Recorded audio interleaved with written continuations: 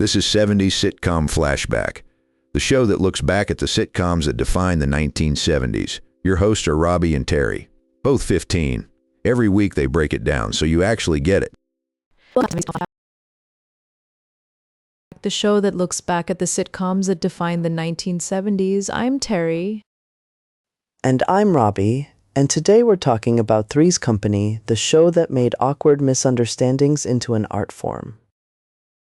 Three's Company premiered on ABC in 1977 and immediately became a massive hit.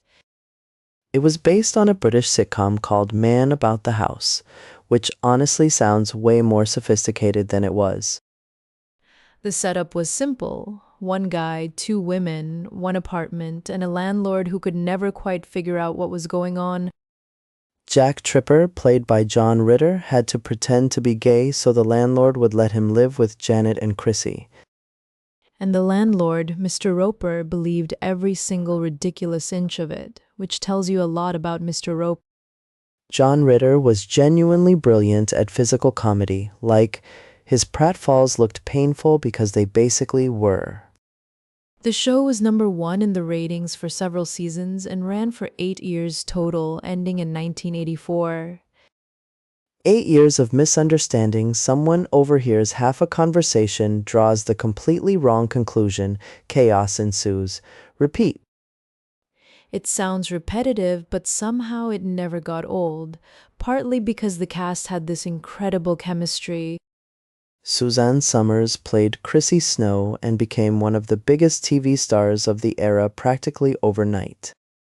She was so popular that she pushed for a huge salary increase, and when the network said no, things got messy. By season 5, she was only appearing in brief phone call scenes because of contract disputes, which must have been so weird to film. Eventually, she left entirely and was replaced by a series of new roommates which the show handled with varying degrees of grace. Joyce DeWitt as Janet was arguably the glue holding everything together, and honestly deserved way more credit than she got. Janet was smart, sensible, and the one who actually figured things out. Classic middle child energy in a three-person household. At its peak, the show was pulling in around 50 million viewers per episode, which today sounds almost impossible to imagine. 50 million people watching the same show at the same time? That's just not how television works anymore. It was a shared national experience, for better or worse, mostly built around the comedic genius of one very flexible man. John Ritter could do a double take that made you feel like you were watching a silent film star in a loud sitcom. The show did get criticized a lot for leaning on stereotypes, especially around Jack's fake persona, and that criticism was fair.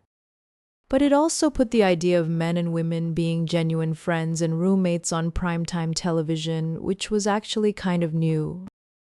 The landlords were a whole subplot by themselves. The Ropers left and were replaced by Don Knotts as Mr. Furley. Don Knotts, the man from the Andy Griffith Show, showing up in a leisure suit to be suspicious of Jack every week. He was perfect casting because Don Knotts could do flustered better than almost anyone who ever lived. The show had this warm silliness underneath all the chaos. You genuinely liked these three people and wanted things to work out. Jack eventually became a chef, which gave him a whole second layer of personality beyond just falling over furniture. The Regal Beagle, the bar where the gang hung out, became almost as iconic as the apartment itself. Every great sitcom needs a third location: the apartment, the workplace, and the hangout spot. Three's Company had the formula locked in. The theme song is also completely unforgettable. Come and knock on our door, now it's stuck in your head. Sorry. You're welcome, listeners. That earworm is a gift from us to you, free of charge. The show tackled the idea that grown adults could be completely ridiculous and lovable at the same time, which is honestly relatable. It wasn't trying to change the world, it was trying to make you laugh on a Tuesday night, and it absolutely succeeded. John Ritter passed away in 2003, and the outpouring of love from fans showed how deeply the show had connected. His physical comedy set a standard that performers still study today. There are whole comedy masterclasses built around his timing.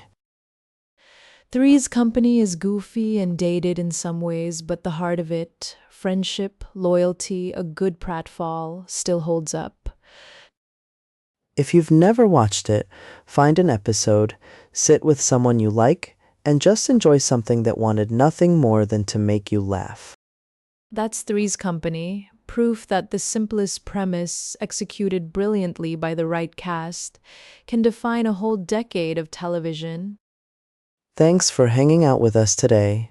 See you next week on 70s Sitcom Flashback.